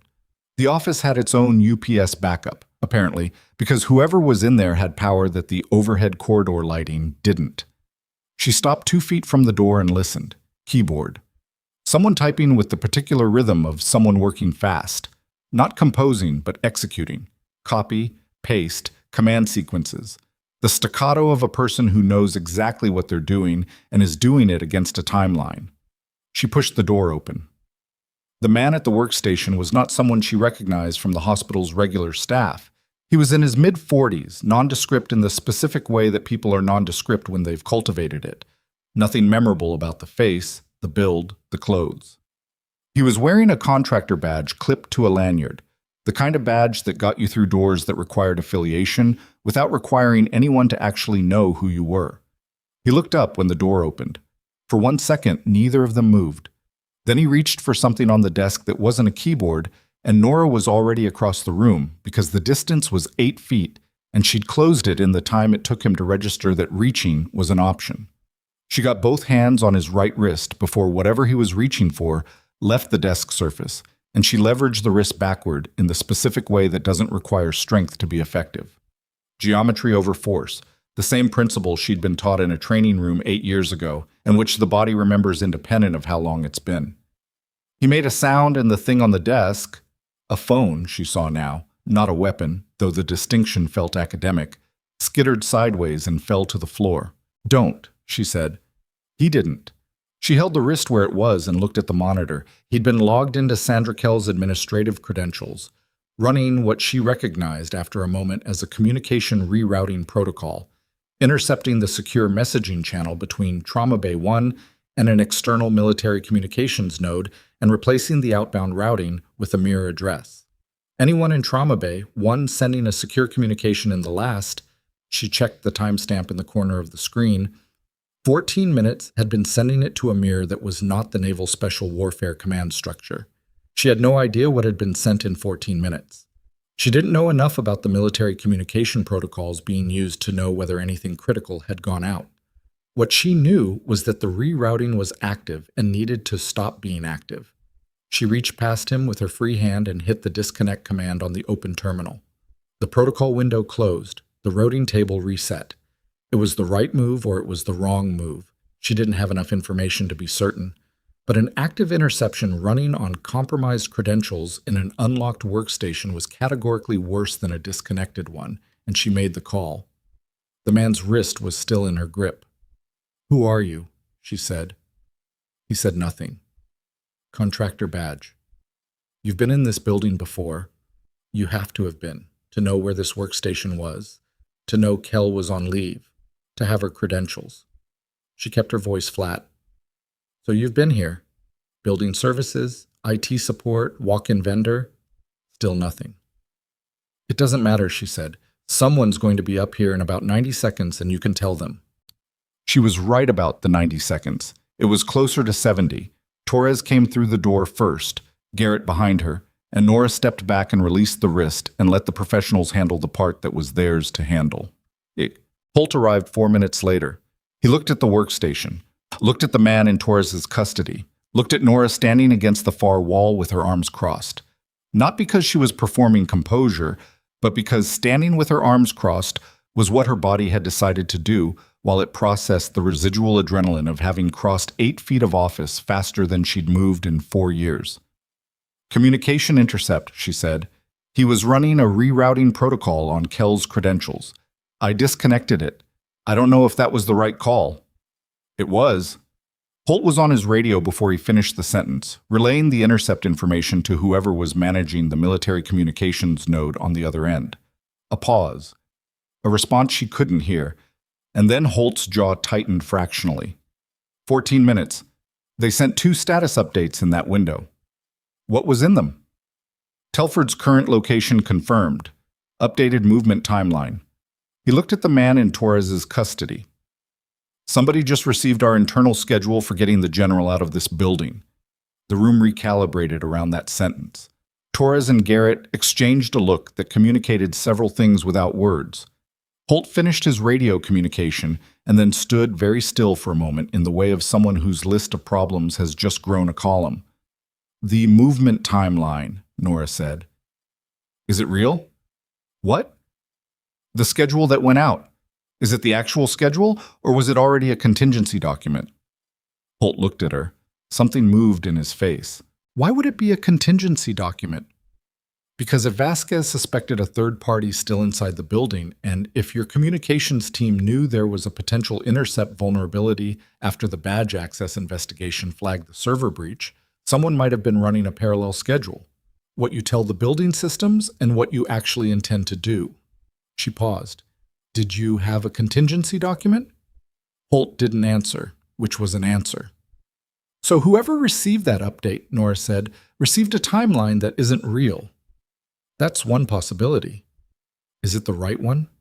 He looked at her for a long moment. "I need to make a call," he said, the same thing he'd said in the break room 40 minutes ago. "I know." He stepped into the corridor. Nora stayed in the office because Torres and Garrett had the contractor and the workstation, and she wasn't needed for either, but she wasn't ready to go back downstairs yet either. She stood near the window that looked out over the hospital's east parking lot. Afternoon light now, the day having continued its ordinary chronology regardless of what had been happening inside the building. And she thought about the shape of an operation that had 3 moving parts, 2 of which were in federal custody, and 1 of which had just been lifted out of an office chair by a trauma nurse. 3 people. Graves, Dort, the contractor. The contractor was the one who'd been in the building before. Had to have been. The knowledge required to find this specific workstation, to know Kell's leave schedule, to have her credentials already prepared, that wasn't improvised. It was set up in advance, which meant the contractor had been here in some capacity, in some role, conducting some legitimate-looking function that gave him access to the administrative wing without raising flags. She thought about Dort approving the 2019 renovation. She thought about the kind of vendors who come into a hospital for infrastructure work and move through administrative spaces with contractor badges, and nobody looks twice because contractors are background. Contractors are the building maintaining itself. She thought about 9 years of Graves's tenure and what it looked like from the outside when an administrator built relationships with the vendors who serviced his building. The window looked out at a parking lot.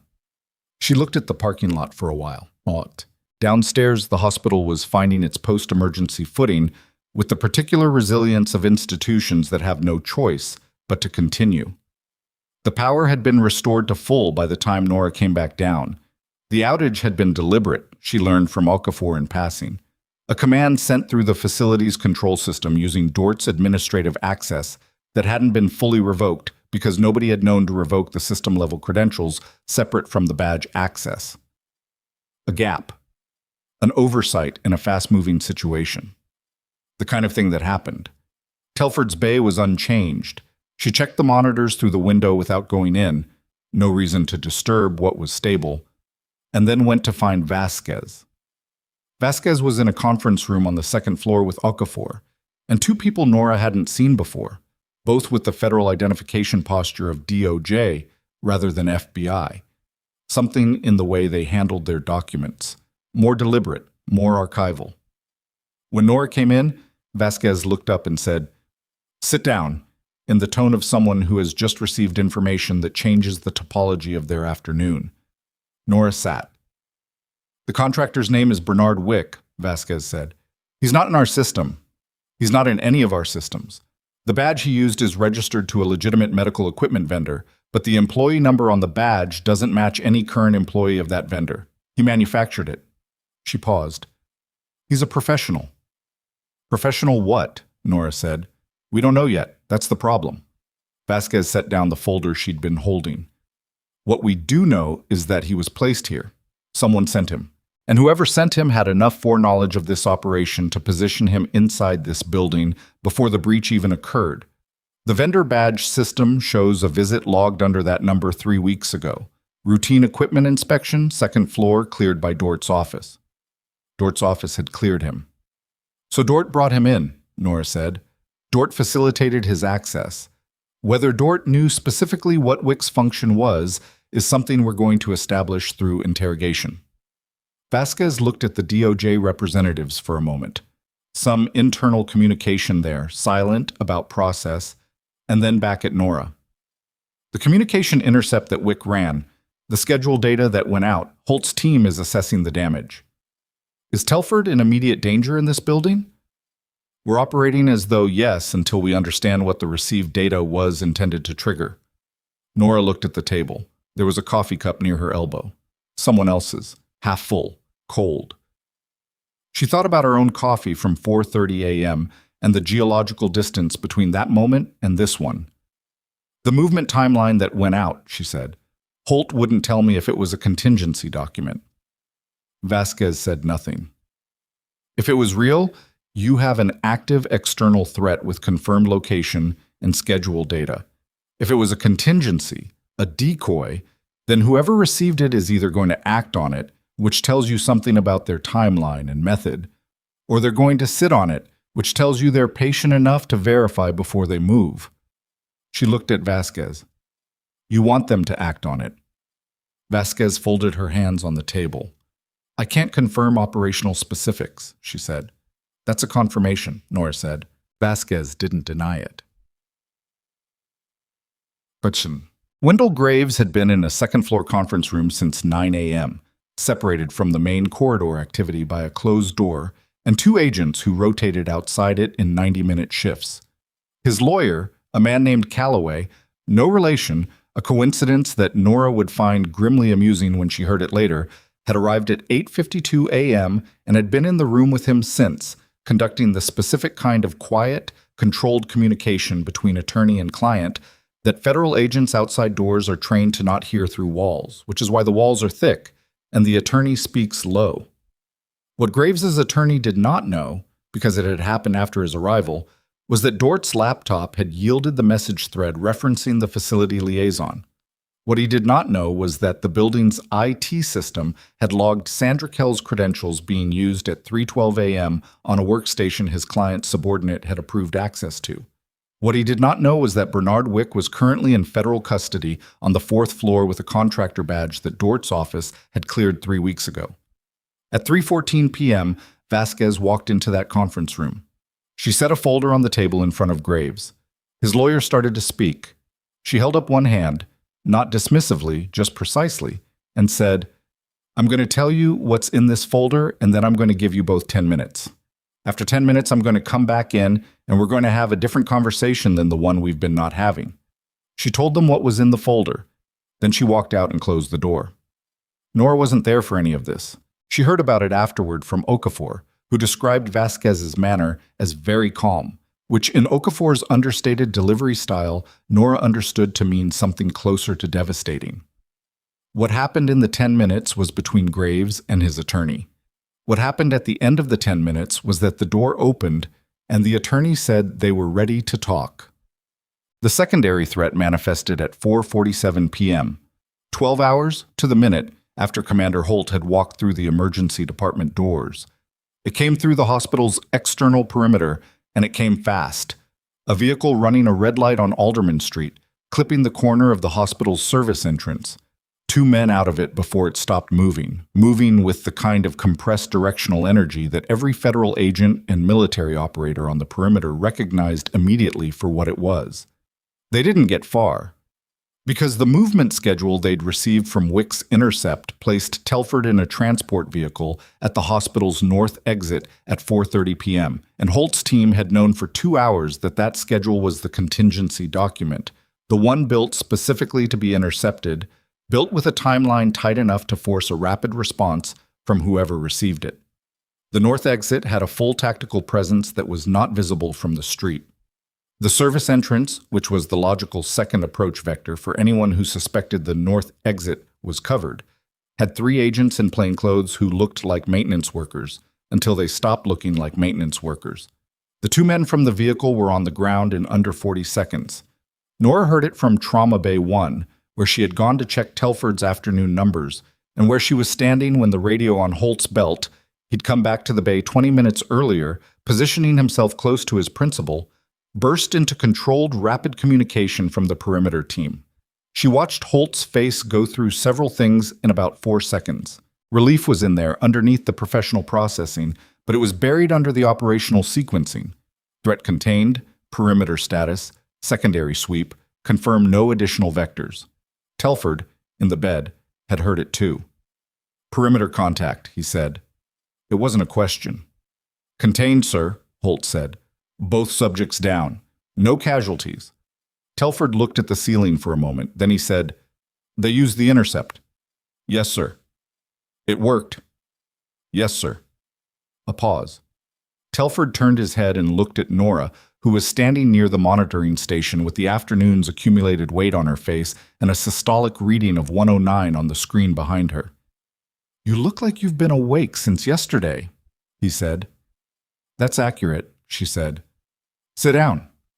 She didn't sit down, but she leaned against the wall, which was close enough. The full shape of the operation took another 6 hours to come into focus, assembled from Dort's interrogation, Graves's statement, Wick's processing, and the communications analysis from the laptop relay chain. Nora wasn't in the room for any of the interrogations, but Vasquez gave her a summary at 9 p.m. in the same break room where Holt had told her about the domestic terminal, over coffee that was better than the vending machine soup, but not by a margin that meant anything. Graves had been the initiating contact, not recruited, initiated. He had approached the network, not the other way around, which was a distinction that mattered both legally and in terms of what it said about him. 6 years of administrative access to a mid-tier medical facility that occasionally hosted military patients had given him the patience to wait for something valuable, and when the naval logistics meeting had put Telford's data in front of him, he'd understood what it was worth, and to whom, and he'd made the approach. The network had sent Dort, not recruited Dort locally, but placed him at Crestwood 3 years ago in the facilities role, which meant the network had been cultivating the hospital as an asset for longer than Graves had been consciously working with them. Dort was not an opportunist. Dort was infrastructure. Nora had been chosen as the frame because her RAMPART background made her the most credibly dangerous person in the building on paper. A nurse with classified military history and unexplained gaps in her service record, and no close relationships on staff was, from a framing perspective, a perfect fit for the story the access log needed to tell. Graves had surfaced her background from the same naval logistics meeting.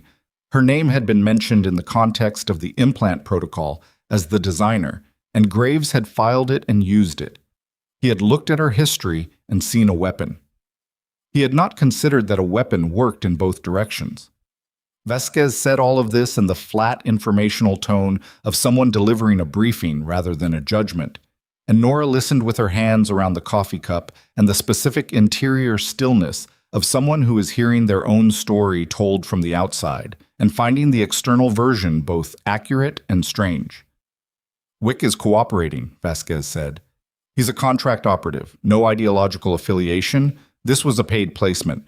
The payment chain goes up the relay and connects to 2 other active cases in other districts. His cooperation is going to matter. And the 2 from the perimeter? Hired. Lower level. They're not going to give us much, but they'll give us something. She drank her coffee. Graves is going to plead to the federal counts. His attorney spent 4 hours this afternoon structuring a cooperation agreement. He'll give us the full network contact chain in exchange for a sentencing recommendation. He's cooperating. He's calculating. Vasquez set down the cup. He's been calculating his entire career. He looked at the evidence we put in front of him this afternoon and he calculated that cooperation was the better position. That's not remorse, but it's useful. What about Dort? Dort is not cooperating. A pause. Dort was placed here 3 years ago and spent those 3 years building exactly this capability. He knows what he did and he knows what it's worth, and he's going to make the government prove every piece of it. She looked at Nora. Which we can do. The laptop documentation alone is enough to convict on the federal breach counts. The material support charges, the conspiracy, the secondary charges related to Telford's convoy attack, that's a significant exposure. Nora thought about Dort in the sub-basement, 3 feet from the elevator panel, the look on his face when the door opened, the exhausted recognition of a man watching a structure come down. He chose the wrong person to frame, she said. He chose someone he thought had no institutional protection, Vasquez said. A suspended nurse with a classified background that nobody would want to officially acknowledge. Someone the investigation would focus on, and who would have very little ability to push back through official channels. She paused. He was wrong about the pushing back. Nora didn't have an answer for that. It was accurate, and it was the kind of accuracy that didn't require a response. She finished her coffee. My access, she said, the suspension. Officially lifted as of this afternoon. Graves's suspension order is being rescinded. The COO's office is under federal review. The acting COO signed the reinstatement. Vasquez picked up her coffee cup and didn't drink from it, just held it. There will be a formal process, HR documentation, a record correction. The federal investigation file will note that you were a victim of the framing operation, not a subject of the investigation. A note in a file, Nora said, and a cleared record, and the testimony of a 4-star general who will have things to say about what happened in that bay. Vasquez set the cup down. The institutional acknowledgement isn't going to happen tonight. These things take the shape of the institutions they move through. Nora understood that. She'd spent 3 years in this institution. She knew the shape of it. She stood up, picked up her empty cup, and put it in the bin near the door. There's one thing that's been sitting with me, she said. Vasquez looked at her. The The message from Orman in IT, the one that told me about the workstation login. She paused. Orman was running a routine audit of login anomalies during the power event, checking which workstations had accessed the UPS backup power. The fourth floor IT office shouldn't have been on backup power at all, because it's not a critical care system. Orman flagged it, ran the credential check, and sent me the message. She looked at Vasquez. He sent it to me. Not to you, not to Holt. To a nurse who was suspended from the building this morning and had no official standing. Vasquez waited. Someone told him to contact me if he found something, Nora said. Someone told him I was a person who would know what to do with the information. Vasquez's expression was professionally neutral. Did you tell him that? Nora said. A pause. Not a long one. I told him, Vasquez said, that if he found any anomalous system access during his audit, he should notify the staff member who had the most situational awareness about the building's current security condition. And he decided that was me. He decided that was you, Vasquez said. I didn't tell him that. He looked at the situation and he figured it out. Nora stood at the door for a moment. I want to know who Wick's handler is, she said. The top of the relay chain, above the 2 active cases in other districts. Vasquez looked at her. Why? Because Graves identified me by name in a naval logistics meeting that had limited attendance. The meeting notes were classified. For Graves to surface my name to the network as part of the framing strategy, someone in the network had to verify that I was a credible target, that my RAMPART background was real and documentable enough to hold up under the investigation's scrutiny. She paused. Graves couldn't verify that himself. He doesn't have clearance access. Someone else in the chain validated my background against a classified source. The break room was quiet. Vasquez's expression had changed by a degree that someone less observant than Nora would have missed. That's in the active investigation, Vasquez said carefully. I know it is. Nora opened the door. I'm not asking you to tell me. I'm telling you I know it's there. She walked out. The corridor was evening quiet, the hospital having settled into its overnight configuration. Reduced staff, lower ambient noise, the particular quality of a building that never fully sleeps but changes register between day and night. Emergency lighting back to normal. Overhead fluorescents humming, including, she noticed, the one on the 4th floor that she'd put in a maintenance request about 3 weeks ago. Still buzzing. She took the stairs back to the 3rd floor and went to check on Telford's numbers one more time. She was halfway down the 3rd floor corridor when her phone buzzed, a number she didn't recognize. Not Vasquez's field office number. A different prefix, one she associated from memory with a specific area code she hadn't seen on a phone since she left the Army. She stopped walking. She looked at the number for a long moment. Then she answered. The voice on the other end was not one she knew. Male, controlled, the particular vocal register of someone who speaks infrequently and precisely. Ms. Calloway, the voice said, my name is not important. What is important is that the individual you know as Bernard Wick was not the terminal point of this operation. He was the 4th point of contact in a chain that begins somewhere you haven't looked yet. A pause. The person at the top of that chain was in this hospital today. Not Graves. Not Dort. Someone who was here and who is no longer here, and who left carrying something that the relay intercept was designed to protect while Wick completed a secondary acquisition. Her hand tightened on the phone. What did they take? She said. Not a file. Not data. The voice was precise and unhurried. A physical component from the implant maintenance kit that arrived with General Telford's medical team. The implant maintenance kit. She was already moving. The component, she said. It would allow someone with the right technical knowledge to interface remotely with the RAMPART device, the voice said, without the patient's awareness, without the treating team's awareness. The phone was still at her ear when she hit Trauma Bay 1's door. The monitoring station was as she'd left it. Telford was in the bed, oxygen saturation 97, pressure 108, temperature holding at 37.4. But the secondary equipment case, the case Abrams's team had brought in with the military medical transport, the case that had sat against the far wall under a locked latch since 6 a.m., was on the equipment table, open. And Colonel Abrams was nowhere in the room. The case was open and Abrams was gone, and Nora's brain did the math in the time it took her to cross the room. The maintenance kit had arrived sealed, carried by Abrams' team, logged into the bay inventory at 6 a.m. Nora had been in this room twice since then and had not looked at the case specifically because it wasn't her equipment and wasn't her concern, and she'd been focused on the patient, on the monitors, on the numbers that mattered.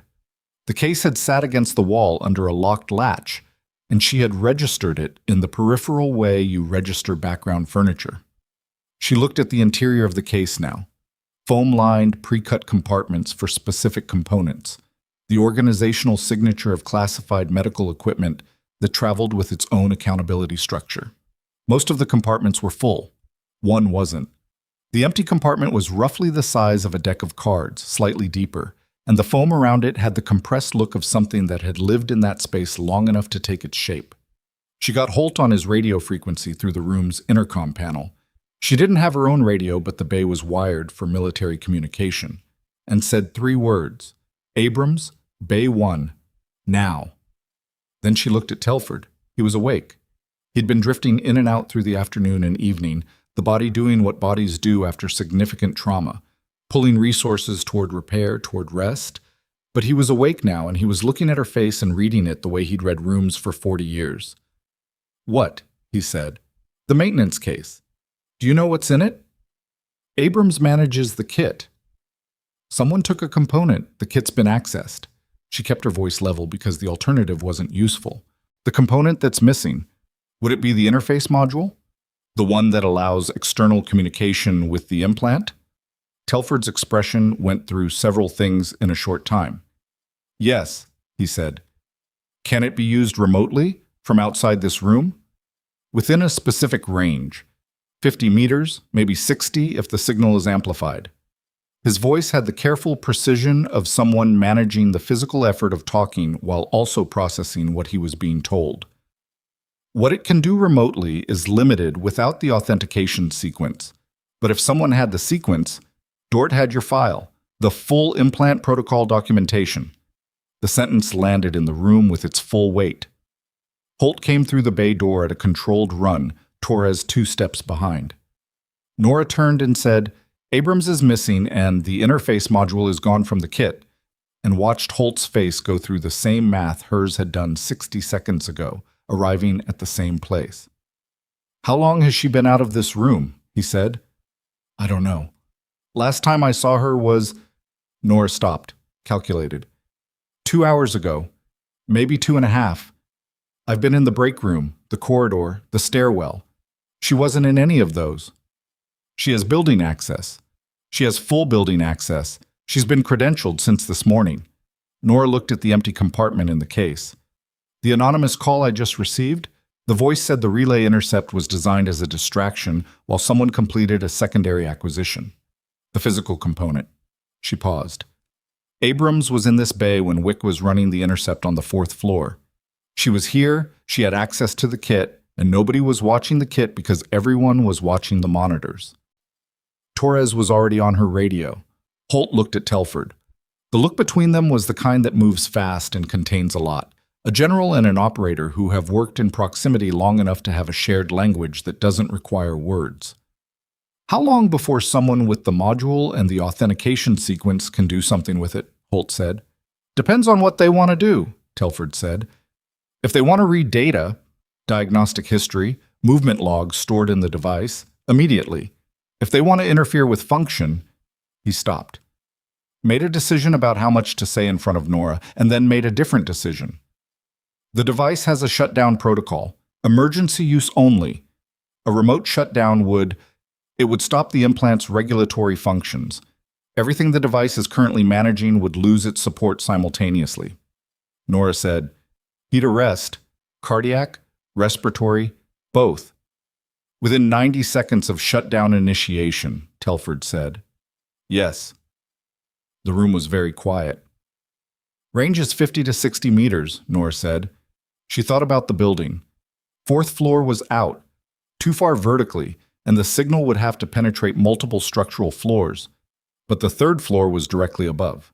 The 2nd floor was directly below. The corridor outside the bay extended in both directions. The parking structure's first level was approximately 40 meters from the bay's exterior wall. She's still in the building, or she's in the immediate parking structure. Torres, Holt said. Torres relayed the search parameters without being told the specifics. Perimeter of 60 meters from Trauma Bay 1, priority sweep, all exits covered. She moved. Holt looked at Nora. Can you block the signal? Not my field. Can anyone in this building block the signal? She thought about it. About what blocking a targeted RF signal to a medical implant would require. About the equipment available in a mid-tier hospital in Delvane, Ohio. About the gap between what was needed and what was on hand.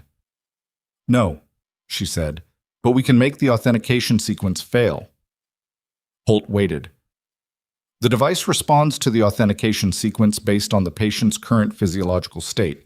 The sequence is keyed to a baseline, heart rate, blood pressure, temperature, that was established when the device was calibrated. She was thinking out loud now, moving through the RAMPART protocol architecture in the part of her memory where the last 4 years hadn't reached. If we shift his baseline outside the parameters the authentication sequence expects, the device won't recognize the handshake. It'll reject the connection. What does that do to him? Depends on how we shift it and by how much. She looked at Telford. His pressure is 108. His temperature is 37.4. If we bring his temperature down by 0.6 degrees and drop his pressure to around 95, we're outside the calibration window, but inside safe parameters for someone in his current condition. She paused. Probably. Telford said, Do it. Sir, probably covers a range of do it. She did it. It took 7 minutes, which was 7 minutes during which every person in the room was aware of the exact distance between Telford and wherever Abrams was. And the number kept sitting there, 50 to 60 meters, like a measurement of how much margin they had, which was not a comfortable measurement. Nora worked through the heating adjustment, the medication titration, the careful repositioning of Telford's external monitoring leads to maintain accurate data through the shift. She talked through each step for the record. For Holt, for the room, for the part of her brain that had learned years ago that narrating a procedure in a high-stakes environment created accountability structure when everything else was moving too fast for accountability. Telford's temperature dropped to 36.8. His pressure came down to 93 and held. The device's telemetry on the secondary monitor showed a passive state. No incoming signal detected, no handshake initiated. If she tries it now, Nora said, the device won't authenticate. She'll get a rejection code. Will she know why? Holt said. She'll know something changed. She won't know what we did from her side. Nora watched the telemetry. If she's technical enough to have gotten this far, she'll know enough to be cautious about forcing the connection. And if she forces it anyway, then the device shuts down a patient whose physiological baseline is outside the shutdown protocol's parameters, and the outcome is... She stopped. We don't do that scenario. Find her. Holt's radio crackled. Torres's voice. West stairwell, sub-basement level. She's contained. The breath Nora didn't know she'd been holding left her body all at once. Abrams had made it to the sub-basement, the same west arm of the tunnel system where Dort had been found 11 hours earlier, because the compromised building schematic had been fixed, but the physical space remained the same, and Abrams had the same knowledge of it that anyone who'd been running operations in this building since 6 a.m. had accumulated. She had the interface module in a jacket pocket. She had a signal amplifier, small, commercial, the kind of thing that could extend a targeted RF signal's range by 20%, in the other pocket. She had not gotten far enough. Torres had her on the ground in the west arm when Nora came down 20 minutes later, not because she needed to see it, but because she needed to understand the complete shape of what had happened. She stood in the sub-basement corridor under the amber emergency lighting that made everyone look like they were in a film about somewhere else. And she looked at Colonel Abrams, who was on her feet now, wrists secured, expression locked into the professional blankness of someone who has trained for capture scenarios and has decided that blankness is the only dignity available. And she felt something that wasn't satisfaction and wasn't anger, but was somewhere in the difficult territory between them. Abrams had been in the RAMPART program. Not as a designer, Nora hadn't known her, hadn't worked with her during her service, but as an oversight officer, someone in the administrative tier of the program's military structure. Someone with enough clearance to know what was in the program documentation. Enough knowledge of the implant architecture to understand what the interface module could do. Enough proximity to Telford's medical team to be placed on it without raising questions. Not recruited after the fact. Placed. The network Graves had approached had been building this for longer than anyone in the federal investigation had understood when the day started. Holt was already on the phone with his command when Nora came back up. She caught fragments, embedded asset, RAMPART cleared personnel, full scope review required. She didn't need to hear more than that to understand what was coming. A review that would extend backward through Abrams's entire service record, through every operational context she'd touched, through every person she'd been proximate to and every access she'd been granted. The kind of review that takes months and generates findings that restructure programs and policies and oversight structures in ways that never make the news. That wasn't Nora's work to do. Her work was in the bay upstairs. She went back to Telford and began the careful process of returning his temperature and pressure to therapeutic parameters, talking him through each adjustment, watching the numbers climb back toward the stability she'd built over a day of fighting for it. He didn't talk much during this. He watched her work. When it was done, temperature 37.3, pressure 106, telemetry passive and clean, he said, "How many times today?" "How many times what?" "How many times did you keep me alive today?" She considered the question honestly. 3 distinct interventions, plus whatever tonight would have been. 4, he said. 4, she agreed. He was quiet for a moment. "I'm going to ask you something, and I want an honest answer." "Okay." "When Holt suspended your access this morning, when you were walked out of this building, what did you think about us? The military? The investigation? The whole thing?" She looked at the monitor for a moment. "I thought you moved too fast on incomplete information and that you built your assumption before you looked at the evidence. That's accurate. I also thought that from where Holt was standing, with what he had in front of him, the assumption was logical." She paused. "Logical isn't the same as right, but I understand how it happened." "That's generous." "It's not generous, it's just accurate." She straightened up from the monitoring station. "I've made fast assumptions on incomplete information, in worse conditions than a federal investigation with an access log and a timeline. You don't get to work in trauma and stay pure about that." Telford looked at her with the expression she'd first seen when he turned his head and found her at the door, the one that sat between assessment and recognition. "They told me about Rampart," he said, "when they briefed me on the program years ago. They told me someone had built the stabilization protocol who wasn't a physician, a medic, a field specialist." He paused. "I remember thinking that was unusual." "It was unusual," she said. "That was the point. The physicians who'd worked on the device kept designing protocols that assumed clinical conditions. I'd worked in conditions that weren't clinical, and I knew the protocol had to account for what the device would actually face. And then you left. And then I left." "Why?" She thought about the honest answer to that.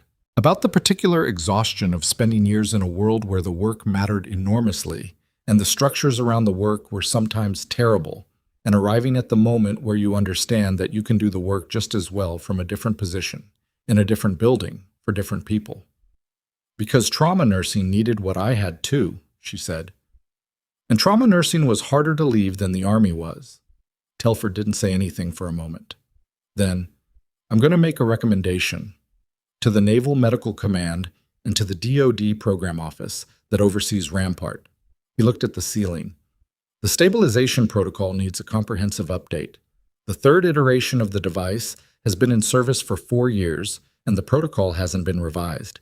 I was in that bay today as evidence of exactly that gap." He looked back at her. "I'm going to recommend a civilian specialist be brought in for the revision. A civilian specialist who has demonstrated both program knowledge and practical application under real conditions." Nora looked at him. "That's a formal process," she said. "It would take months." "Yes. I have a job here." "I'm not asking you to leave it." He paused.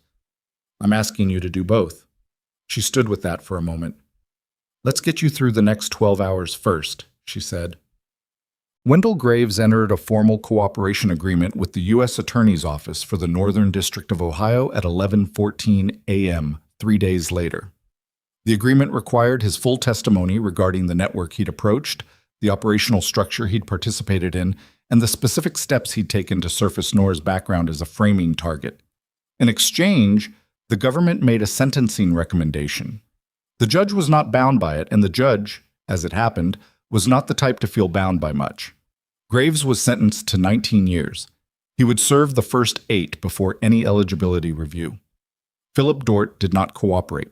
He was tried on federal breach of security, conspiracy to commit espionage, material support for a foreign intelligence operation, and charges related to the attack on Telford's convoy that had killed 2 members of a secondary security detail Nora hadn't known about until the trial. The trial took 11 days. The jury took 4 hours. He was sentenced to 31 years. He showed no expression when the sentence was read. Bernard Wick cooperated fully, and his cooperation mattered more than anyone had anticipated because Wick's payment chain connected to 3 active operations in 2 other federal districts, and his testimony contributed to 12 additional arrests over the following 8 months. He was sentenced to 9 years and would serve 6 under the terms of his cooperation agreement. Nora found this deeply unsatisfying and said so to Vasquez, who said, "Yeah," in the tone of someone who had made that same calculation many times and had learned to place it in the category of imperfect outcomes that served larger purposes.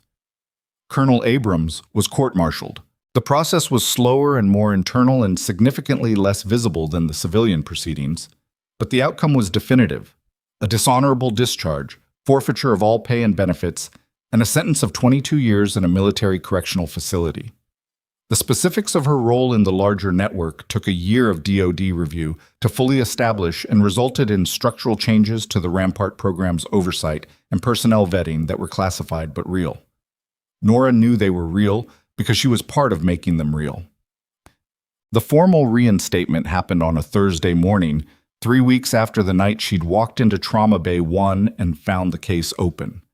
The acting COO, Graves's replacement during the investigation period, a woman named Dr. Felicity Marsh, who had been brought in from the Regional Health Authority and who had the exhausted but functional energy of someone cleaning up someone else's mess with genuine intention to clean it up correctly, called Nora into her office and handed her a folder containing the HR documentation, the corrected record, and a letter on hospital letterhead that said, in the formal language of institutional acknowledgement, that the suspension of Nora Calloway on the morning of the 14th had been issued in error, that the investigation had established her as a victim of a deliberate framing operation rather than a subject of any wrongdoing, and that her record would reflect nothing other than her service history, her clinical evaluations, and the commendations she'd earned during her tenure. Marsh handed her the folder and said, "I'm sorry this happened in this building." Nora looked at the letter, at the language of it, the careful institutional phrasing that managed accountability without excess, that acknowledged without quite fully inhabiting the acknowledgement. "Thank you," she said. Not because she felt fully satisfied by a letter, because she didn't, but because the letter was real and the person handing it to her had not caused the situation and was doing the work of repairing it with what she had available. She took the folder back to the ER. Priya was at the nurse's station when she came through the door. The overnight attending. Not Sefton today, a younger physician named Dr. Obi Reyes, who had started 6 months ago and with whom Nora had a solid, professionally cordial working relationship built on the currency of competence, was at the far end of the bay reviewing imaging with a tech. The morning shift was the morning shift.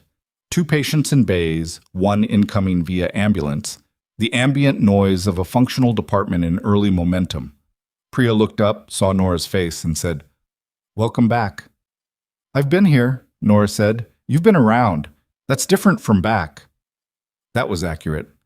Nora had been in the building every day since the 14th, checking on Telford, giving statements, meeting with Vasquez, doing the procedural work of the investigation's aftermath. She hadn't been on the floor. She hadn't been a nurse. She put the folder in her locker, put on her badge, and went to see who was in Bay 2. But Telford was transferred to a military medical facility 8 days after the 14th. He came off Nora's direct care 12 hours before the transfer, when his numbers had been clean for long enough that the military medical team could take primary, and she stepped back from the monitoring role with the specific bittersweet practicality of someone who knows that good outcomes mean the patient leaves. She was at the nurse's station when they moved him through the ER corridor toward the transport team waiting at the ambulance bay. His gurney came past her station, and he turned his head and found her without looking for her, the specific directedness of someone who knew exactly where she was standing. He said, "Calloway? General? The protocol revision. The program office will be in contact." He paused. The transport team had stopped without being asked. "I want you to know something. What happened here? The way you moved through it." He stopped. Made the decision that he was going to say the real thing rather than the formal thing. "I've worked with a lot of people in my career. The ones who matter aren't the ones who never get knocked down. They're the ones who get up and do the job anyway, without applause, without anyone watching." She looked at him. "You were doing the job," he said, "even when they told you you couldn't." She didn't have words for that, not the right ones. So she said the true ones. "Take care of yourself, sir." "That's what I pay the medical team for." The slight shift at the corner of his mouth. "Now I'll pay them better." The transport team moved. She watched him go down the corridor and out through the doors, and then she turned back to the station and picked up the next chart. There is a thing that happens to people who get framed, investigated, suspended, publicly doubted, and then vindicated. The vindication rarely feels the way people expect it to feel. It doesn't arrive as a wave that washes everything clean. It arrives as a folder with a letter in formal language, as a reinstatement notification, as colleagues who were cautious now being warmer, as the slow recalibration of a professional environment around a new understanding of who you are. It arrives in pieces, over time, imperfect and incomplete, because institutions don't have the emotional architecture for full acknowledgement, and people are uncomfortable with the weight of having been wrong. Nora understood this. She'd understood it before it happened, which was part of why the morning of the 14th, being walked out, watching Priya's face, hearing the word suspended, had landed the way it did, and not worse. She'd already known that the people around her were going to make the human choice, which is to believe the official position, because believing the official position is less frightening than believing the official position can be wrong. She'd been angry about it. She wasn't going to pretend she hadn't been. Anger was an accurate response to what had happened, and she'd let herself have it, in the 43 minutes in the parking structure, and in the careful prose of her formal statement to Vasquez, and in the quiet of her apartment on the nights afterward when the adrenaline finally finished cycling out, and what was left was just the residue of being the person everyone pointed at. But she'd also been a trauma nurse long enough to understand something about how people behave when they're scared and uncertain and looking for structure. They reach for the nearest available explanation. They take the official version because the official version is offered by the institution, and the institution is supposed to be the structure that makes sense of things. They're not bad people for doing it. They're human people doing what human people do. What you do with that understanding, whether you let it calcify into bitterness or whether you let it just be true, a fact about how things work, something to account for without letting it flatten you. That was the real question. That was the question that didn't have a clean answer, only an ongoing one. She was still working on it. On a Tuesday, 4 months after the 14th, she sat at her kitchen table with a stack of documents that had arrived by courier from a Naval Medical Command program office. The documents outlined the terms of a consulting engagement for the RAMPART protocol revision: scope, timeline, security clearance, reinstatement process, compensation structure. The engagement was 6 months, part-time, remote collaboration with a working group that included 3 military physicians, 2 biomedical engineers, and a program officer whose name she recognized from the original RAMPART documentation as someone who had been junior staff when she was designing the original sequence and had since moved into a leadership position. She read the documents carefully, the way she read everything, for what they said and for what they were careful about not saying, for the gaps where meaning lived. Then she picked up a pen. The kitchen was quiet. Early morning, the specific light of a day that hadn't decided what it was yet, coming through the window above the sink at the angle that meant autumn was moving toward winter. She could hear traffic from the street below. Somewhere in the building, a door closed. She signed her name on the signature line, put the pen down, looked at her name on the page. Nora Calloway, trauma nurse, former combat medic, RAMPART protocol designer, suspended and reinstated and still here. Still here, which was the part that mattered, the part that had always mattered more than the recognition or the vindication or the letter in formal language acknowledging what she'd known about herself all along. She'd shown up, that was all. Every time, in every room, when it was her turn or not her turn, when people knew who she was or thought she was someone worth removing, she'd shown up and she'd done the work, and she'd let the work speak when she couldn't. That wasn't a strategy. It wasn't a philosophy she'd arrived at through deliberate thought. It was just the only way she'd ever known how to be. And it had been enough. And on the days when it hadn't felt like enough, the 43 minutes in the parking structure, the morning of Mrs. Aldridge and the nail gun guy and the tired resident, and then 6 armed operators coming through a door at 4:47 a.m. On those days, she'd kept doing it anyway, because the alternative was stopping. And stopping was the only thing she'd never been able to figure out how to do. She put the signed documents back in the courier envelope, sealed it, and set it by the door. Then she picked up her keys, her badge, and her jacket, and she went to work.